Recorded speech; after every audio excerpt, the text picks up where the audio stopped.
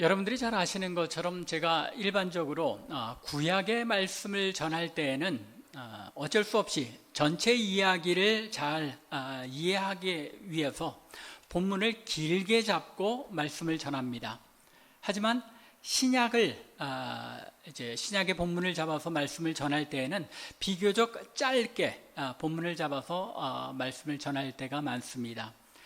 그런데 오늘은 신약의 말씀임에도 불구하고 그리고 여러 개의 사건을 포함할 정도로 이제 긴 본문을 오늘의 말씀의 본문으로 잡았습니다. 그 이유는 오늘 본문에 포함된 물론 중간에 이제 한 부분을 시간상 건너뛰어서 봉독을 했지만 22절부터 56절에 나타나는 4개의 이적 사건들이 그 안에 연결된 흐름이 있기 때문입니다. 누가복음의 기록들을 살펴보면 누가는 항상 예수님께서 행하신 기적들을 그것들이 발생한 시간적 순서에 따라서 기록하고 있지는 않습니다. 자신이 생각하기에 어떤 의도에 따라서 그리고 자신의 주제에 따라서 사건을 재배열하면서 자신이 전달하고자 하는 논리적 순서에 따라서 복음서를 기록했습니다. 이것이 누가복음의 큰 특징 중에 하나입니다. 그런데 유독 이 8장 22절부터 56절에 기록된 이 사건들만은 시간적 순서에 따라서 기록하고 있습니다. 짧은 시간 동안에 일어난 이 사건들을 순서대로 기록하고 있다는 사실이 오늘 본문 속에 잘 드러나 있습니다. 22절과 26절 그리고 40절에 언급된 내용을 보면 예수님께서 제자들과 함께 갈릴리 호수에서 이제 배를 타시고 이 장소가 가버나움이었을 것 같습니다. 앞에 이제 7장부터 가버나움에서 있었던 일들이 이어지는데 가버나움에서 배를 타고 호수의 맞은편인 거라사 땅으로 건너가셨다가 40절 보면 다시 이제 가버나움으로 돌아오셨다고 이제 말씀하고 있습니다. 마가복음 4장 35절에서 기록된 바에 의하면 저물 때에 배를 타고 저편으로 건너가셨다라고 말씀하고 있는 것으로 보아 최소한 해 저물 때 도착해서 저녁 때 도착해서 그 다음 날까지는 계셨던 것 같습니다. 혹시는 2, 3일 정도 짧은 기간이었을지도 모르겠습니다. 여하튼 누가는 이처럼 짧은 기간에 일어난 사건들을 거의 예외적으로 일어난 순서 그대로 기록하면서도 역시 동일한 순서대로 기록하고 있는 마태복음 8장 23절부터 9장 26절에 언급된 몇 가지 사건들은 빼고 오늘 본문에 언급된 4가지 이적들만 열거하면서 기록하고 있습니다. 마태복음 9장 1절부터 17절에 보면은 예수님께서 다시 가버나움으로 건너오신 이후에 중풍병자를 고치시고 또 세리 마태를 제자로 부르시고 또 금식에 대하여 묻는 세례 요한의 제자들에게 그들의 질문에 답하신 일들이 기록되어 있습니다. 그런데 누가는 가버나움에 돌아오셔서 행하신 이 3가지 사건은 빼고 마태가 기록하고 있는 이 3가지 사건을 빼고 4 이적들만을 기록하고 있다는 것입니다.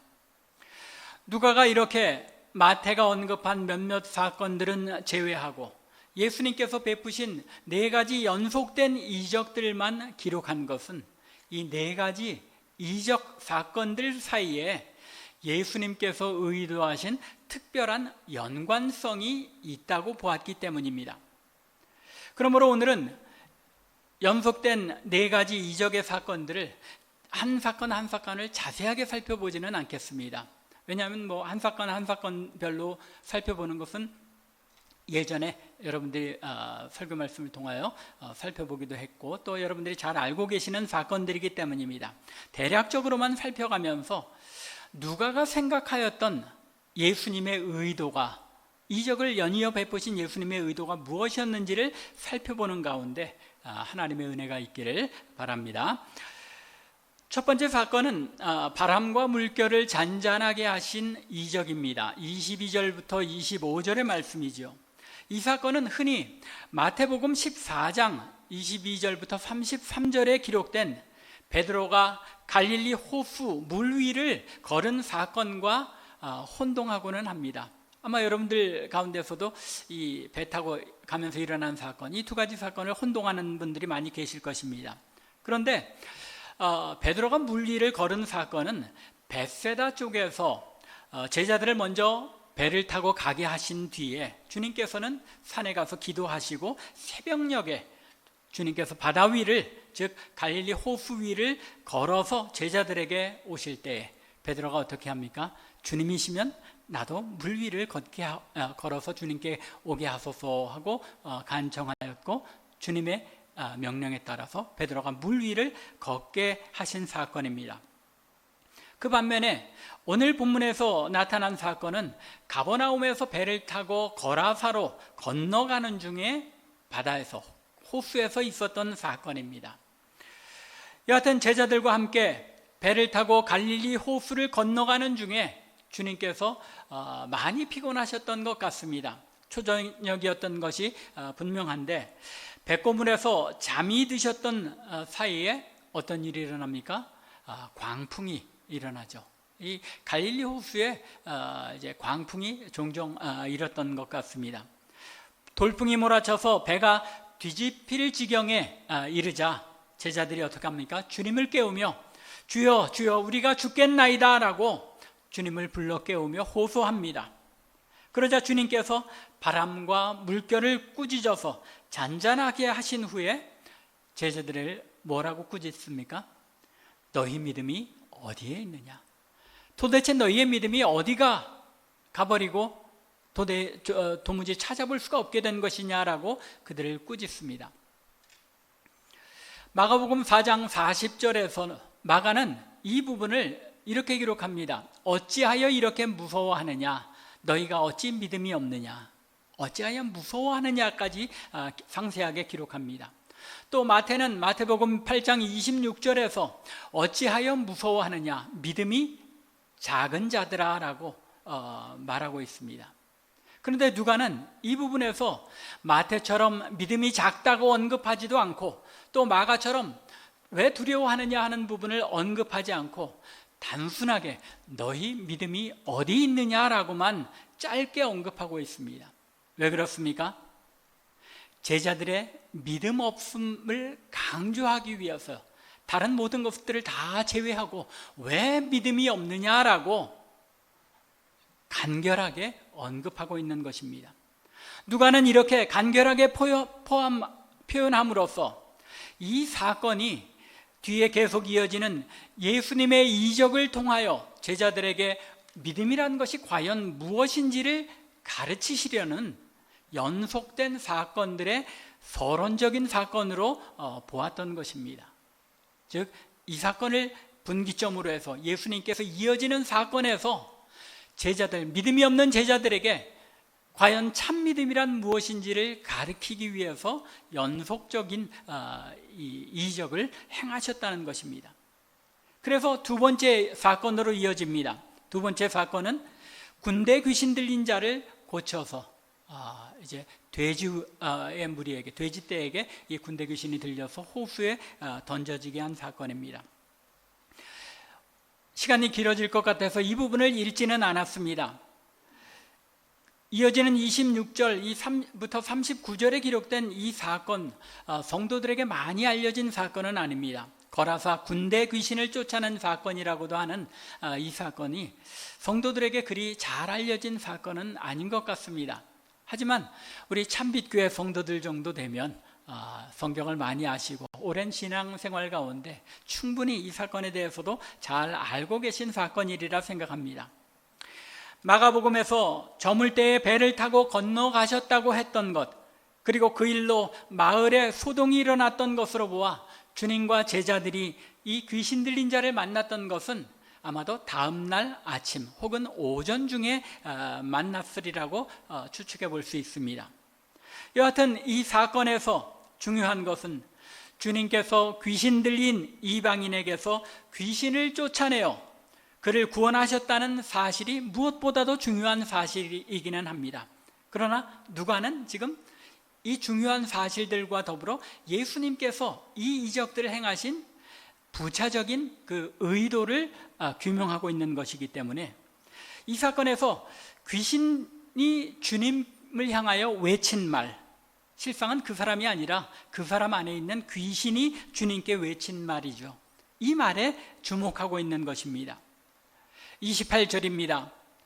예수를 보고 부르짖으며 그 앞에 엎드려 큰 소리로 불러 이르되 지극히 높으신 하나님의 아들 예수여, 당신이 나와 무슨 상관이 있나이까? 당신께 구하노니 나를 괴롭게 하지 마옵소서 하니. 예수님을 가리켜 무엇이라고 부르고 있습니까? 지극히 높으신 하나님의 아들. 얼마나 정확한 표현입니까? 하나님을 가리켜 지극히 높으신 하나님이라고 표현하고 있는데, 이 표현은 하나님이 이 세상의 그 어떤 존재보다도 높으신 분임을 인정하는 표현입니다. 만유의 주재자이심을 선포하는 호칭이죠. 그런데 더 놀라운 것은 예수께서 이 지극히 높으신 하나님의 아들이라고 표현한다는 데 있습니다. 얼마나 놀랍고 정확한 지식입니까? 아직 제자들조차도 주님께서 누구이신지, 어떤 분이신지를 정확히 알지 못하던 때였습니다.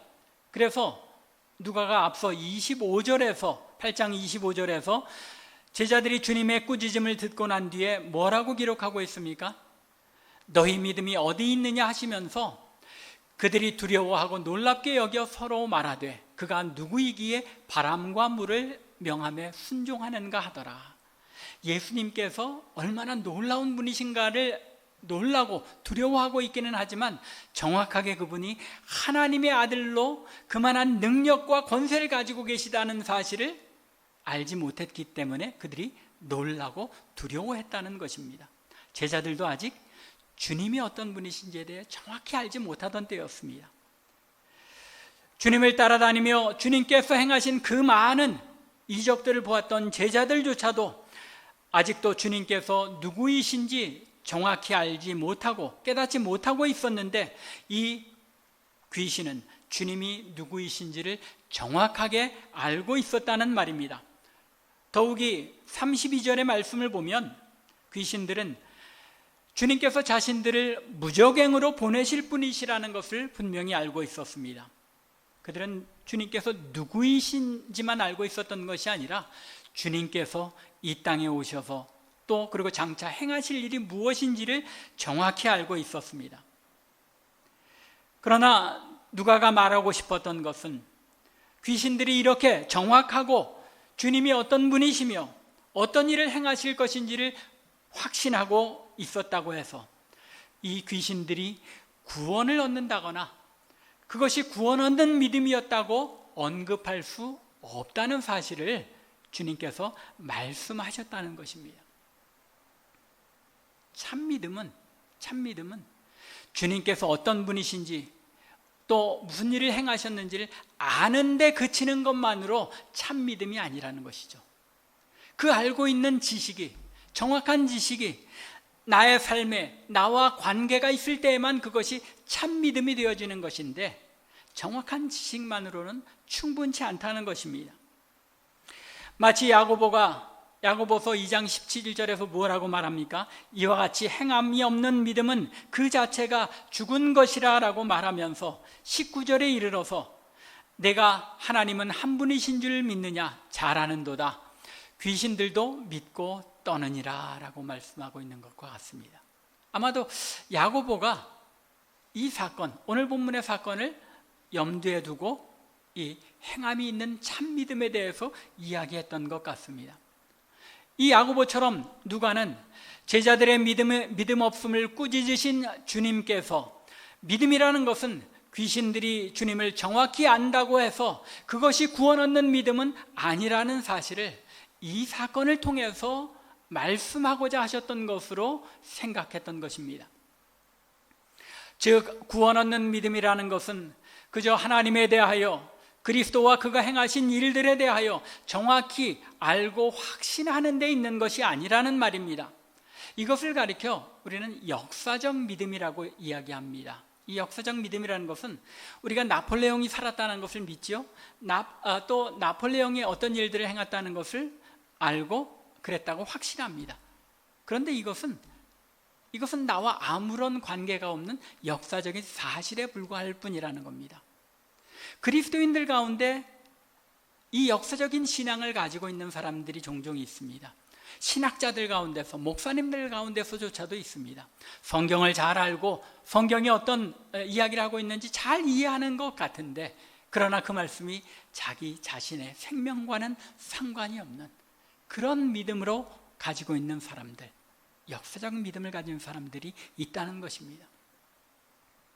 주님께서는 귀신들이 가진 이 지식을 언급하면서 역사적 지식만으로는 참된 구원에 이를 수 없다는 사실을 강조하셨다는 것입니다. 누가가 말하고 싶었던, 주님께서 제자들에게 일깨워주고 싶으셨던 것이 바로 이것이었다고 누가가 생각했다는 점은 이어지는 이적 사건들을 통해서 더 분명하게 입증됩니다. 혈루증을 앓던 여인과 야이로의 딸을 살리신 사건인데 40절부터 56절에서 우리가 이 말씀을 읽었습니다. 이 부분에는 두 개의 이적 사건이 섞여서 기록되어 있죠. 예수님께서 회당장 야이로의 딸을 고치러 가시는 길에 중간에 누구를 만납니까? 혈루병 걸린 여인을 만나게 되었고, 그 여인을 고쳐주실 때 야이로의 집에서 어떤 소식이 옵니까? 딸이 이미 죽었다는 소식을 듣습니다. 그렇지만 주님께서는 야이로의 집으로 가셔서 그 죽은 아이를 고쳐주신 사건, 이 두 사건을 기록하고 있습니다. 순서적으로는 사이에 끼어 있지만 혈루증 앓던 여인을 고친 것이 먼저이기 때문에 그 순서대로 살펴보자면, 이 여인은 주님께서 야이로의 집으로 가던 길에 의도치 않게 치유함을 얻고 주님께 구원을 얻은 것을 알 수 있습니다. 주님의 의도에서 완전히 벗어나 있었다고 말할 수는 없겠죠. 모든 것을 아시는 주님이신데, 그러나 주님께서 목적하셨던 야이로의 집으로 가는 길에 갑작스럽게 이 여인은 구원을 얻게 되었다는 것입니다. 갑작스러운 하나님의 은혜로 구원을 얻게 되었다는 사실을 이 본문을 통해서 우리가 알 수 있는 것입니다. 여러분들도 잘 아시는 것처럼 혈루증이라는 병은 피가 멈추지 않는 병입니다. 피가 멈추지 않는다는 것, 언제 죽을지 모르는 위험한 병인 것입니다. 이처럼 매우 희귀한 병을 이 여인이 앓고 있었는데, 요즘에도 희귀하지만 예수님 당시에는 이런 병에 걸렸다는 것은 결코 치료할 길이 없는 불치의 병이었고 죽을 수밖에 없는 그런 병이었을 것입니다. 43절의 표현을 보면 이 여인이 12해 동안 이 병을 앓았다고 기록하고 있습니다. 그리고 아무에게도 고침을 받지 못하였다고 언급하고 있는데, 마가복음 5장 26절에 보면 많은 의사에게 많은 괴로움을 받았다는 것입니다. 흔히 불치병을 얻게 되면 행하는 것처럼 이 여인이 사방팔방 유명하다는 의사들은 다 찾아보았다는 것입니다. 그럼에도 불구하고 많은 고통만 얻었고 오히려 더 중하여졌고 가지고 있던 모든 재산은 다 탕진하고 허비할 수밖에 없었다는 것입니다.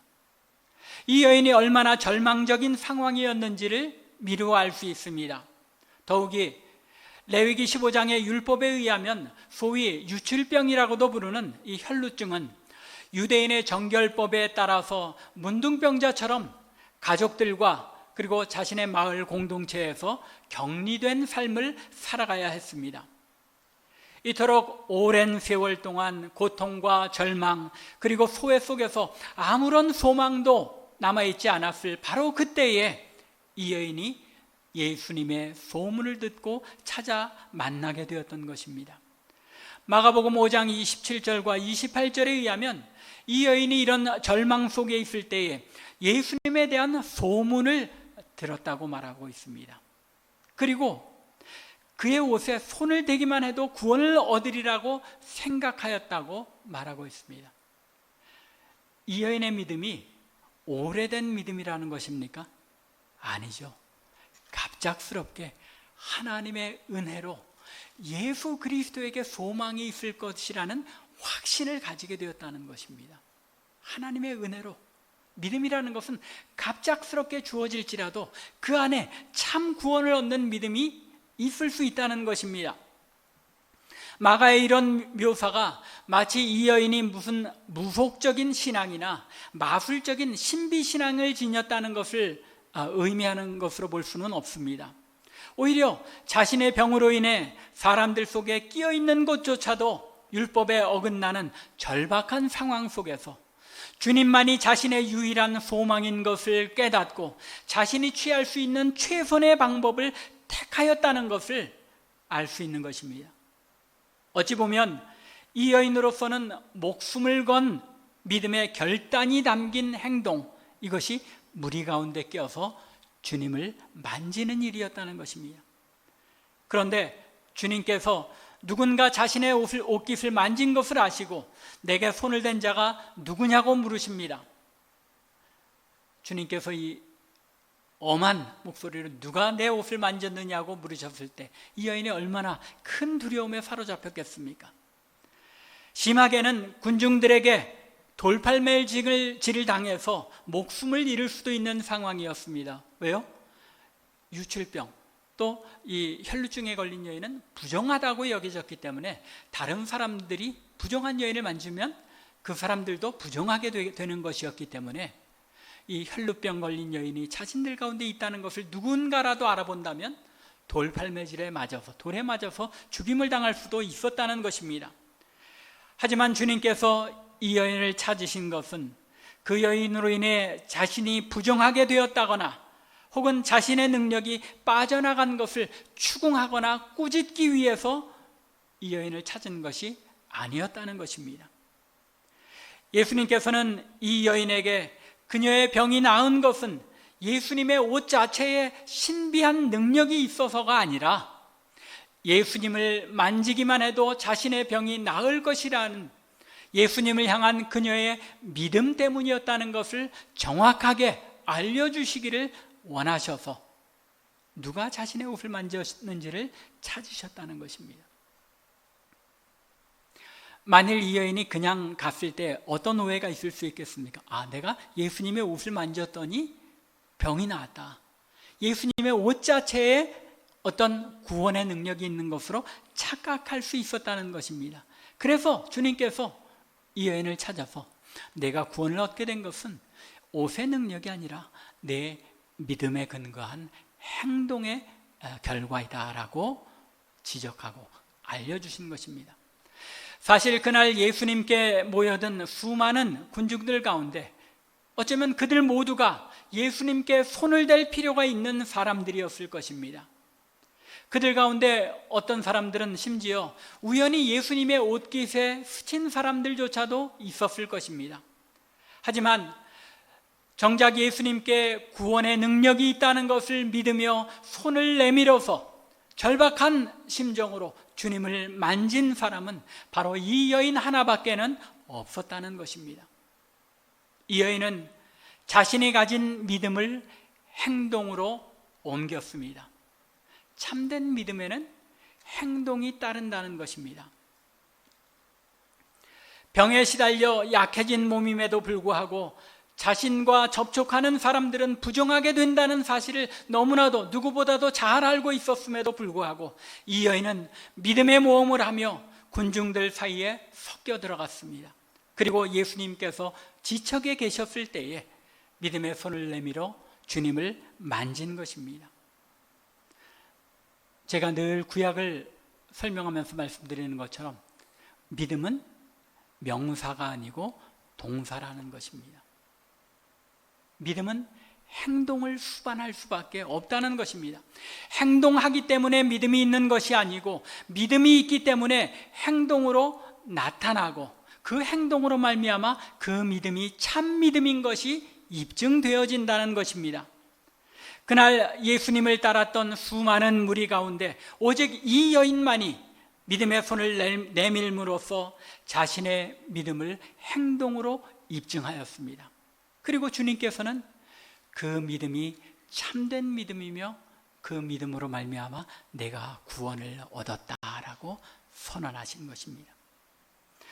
그런 면에서 회당장 야이로의 죽었던 딸을 고치신 사건은 혈루증 걸린 여인의 믿음과는 대조되는 사건입니다. 흔히 회당장 야이로가 어느 마을의 회당장이라고 생각합니까? 많은 목사님들이 가버나움에 있는 회당의 회당장이었을 것이다 라고 봅니다.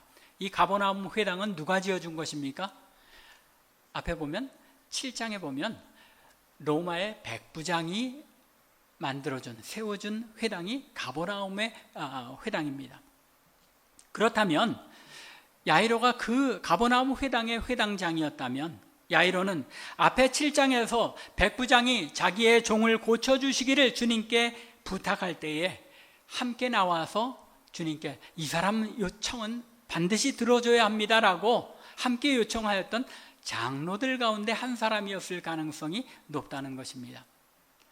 그때 주님께서는 자신의 집에 오실 필요조차도 없이 말씀으로만 명하여 자기 하인을 고쳐주실 수 있음을 믿으며 주님께 고백한 그 백부장의 신앙을, 그 믿음을 칭찬하셨습니다. 내가 이스라엘 중에 이만한 믿음을 본 일이 없다. 얼마나 위대한 믿음이냐 하고 칭찬하셨습니다. 그 칭찬하는 것을 야이로가 분명히 목격했고 보았을 것이라는 말입니다. 그럼에도 불구하고 야이로는 백부장과 같은 믿음을 보이지 못했습니다. 자기의 딸이 죽게 된 것을 고하며 주님께서 자기 집에 오셔서 고쳐주실 것을 청합니다. 하지만 주님께서 혈루증 걸린 여인을 치유하시는 동안에 야이로의 딸이 죽었다는 소식이 전해집니다.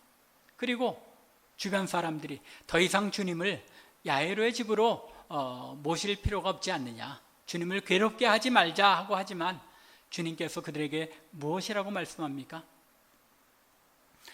두려워하지 말고 믿기만 하라. 그리하면 딸이 구원을 얻으리라 라고 50절에 말씀하십니다. 누구에게 하시는 말씀입니까? 야이로에게 하시는 말씀이고 또 야이로의 집안 사람들에게 하시는 말씀이고 거기에 함께한 군중들에게 하시는 말씀입니다. 이미 죽었다고 해서 두려워하지 말고 믿기만 하라는 것입니다.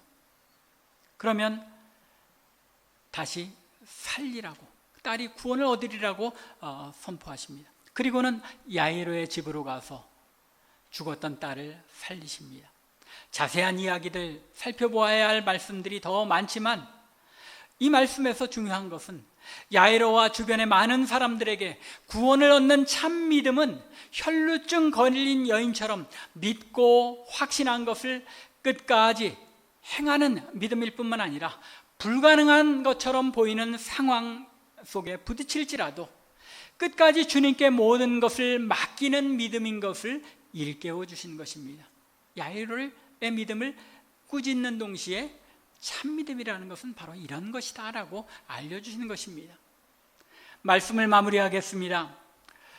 어느 동네에 작은 자파상을 하고 있는 사람이 그 동네에 새로 부임해온 목사님이 아주 설교를 잘한다고 가게에 오는 손님마다 입이 닳도록 칭찬을 하는 것이었습니다. 하루는 그 교회에 다니는 어떤 성도가 가게를 찾아가서 물건을 사러 찾아갔습니다. 그리고 이 주인에게 묻습니다. 혹시 자신의 교회에 나오는 사람인가 하고 확인하기 위하여 지난주에 목사님이 어떤 설교를 하셨습니까? 라고 물어보았습니다. 그러자 이 주인이 대답합니다. 사실 저는 가게 보느라고 교회에 나가서 그 목사님 설교를 한 번도 들은 적이 없습니다 라고 웃으면서 대답합니다. 그러자 이 손님이 뭐라고 물었습니까? 그러면 그 교회 목사님이 설교를 잘하신다는 사실을 어떻게 아시나요? 하고 묻습니다. 그러자 이 주인이 대답합니다. 그 목사님이 오신 후에 우리 집에 외상을 갚으러 오는 손님들이 많아졌습니다. 성도들이 외상값으로 온 그것을 보고 이 목사님이 설교를 잘하는구나 하고 확신할 수 있었다는 것입니다. 성도의 참다운 믿음이라는 것이 무엇인지를 잘 보여주는 이야기인 것 같습니다. 성도의 참다운 믿음은 얼마나 진리를 많이 아느냐가 아니라 자신이 알고 있는 진리를, 이 혈루증 걸린 여인은 자신이 소문으로 들은 그 소식만을 가지고 믿음을 가지고 참 믿음이라고 칭찬받았던 것처럼 자신이 알고 있는 그 믿음을 삶 가운데 얼마나 많이 실천하느냐에 달렸다는 것입니다. 물론 말씀을 더 깊이 많이 알지 않고는 더 충만하게 풍성하게 믿음의 삶을 살아낼 수는 없습니다. 하지만 거라사 군대 귀신처럼 아무리 많이 정확하게 안다고 해도 그것이 나와 아무런 관계없는 사실에 불과하다면, 나의 삶에 실천되어지지 않는다면 그것은 야고보가 이야기하는 것처럼 죽은 믿음이라는 것입니다. 여러분은 어떤 믿음을 가지고 있습니까? 절망과 소외 가운데 절박한 상황 속에서 결단하고 자신이 믿는 바를 행동으로 옮긴 혈루증 걸린 여인의 믿음을 가지고 있습니까? 참 믿음, 구원을 얻는 믿음은 기적을 행하는 믿음도 아닙니다. 마태복음 7장에 보면 많은 사람들이 내가 주의 이름으로 이런 이적도 행했고 저런 이적도 행하였다고 말하지만 주님께서 뭐라고 말씀하십니까? 내가 도무지 너를 알지 못한다고 말씀합니다. 기적을 행하는 믿음이 있어도 그것이 구원 얻는 참 믿음은 아니라는 것입니다. 오직 행하는 믿음만이 우리를 구원하는 참 믿음인 것을 주님께서 제자들에게 알려주기를 원하셨다는 것입니다. 또한 구원하는 참 믿음은 야이로는 그렇게 하지 못했지만 내가 안고 있는 모든 문제들, 병의 문제, 가정의 문제, 자녀의 문제, 사업의 문제 등 그 모든 문제들을 온전히 주님께 맡기고 끝까지 믿고 기다리는 그런 믿음이라는 것입니다. 주님께서는 누가복음 8장에 기록된 이 일련의 4가지 이적을 통하여 제자들에게 구원에 이르는 참 믿음이 무엇인지를 일깨워 주셨습니다. 또한 누가는 이 사실을 정확하게, 이 주님의 의도를 정확하게 이야기하고 이 말씀만을 추려서 우리에게 들려주고 있는 것입니다. 간절히 원하기는 우리 참빛교회 모든 성도들이 구원에 이르는 참 믿음이 무엇인지 깨달은 그대로 우리의 삶에 내가 믿는 것을 실천하고 행하며 그 어떤 절망적인 삶의 정황 속에서라도 주님께 모든 것을 맡기고 기다리는 이 믿음의 삶을 잘 감당해냄으로써 하나님의 나라를 이 땅에 선포하는 교회와 성도 되기를 주님의 이름으로 간절히 축원합니다. 다 함께 기도드리겠습니다.